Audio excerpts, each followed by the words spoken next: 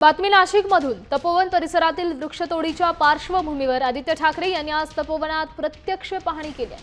दरम्यान पंतप्रधान जगभर एक पेड़ मां के नाम असं सांगतायत आणि त्यांचेच लोक ती झाडं तोडतायत असं बोलत आदित्य ठाकरेंनी फडणवीसांना टोला लगावलाय।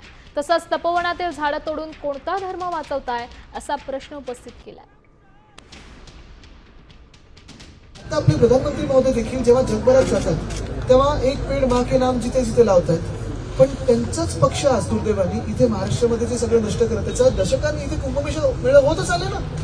कुंभमेळा होत असताना तुम्ही मला सांगा कोणी कुंभमेळ्याला विरोध केला का?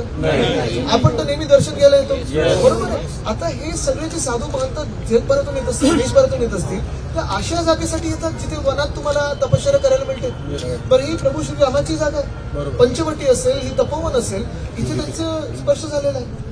मग हे सगळं तोडून कुठचा धर्म आपण वाचणार आहोत?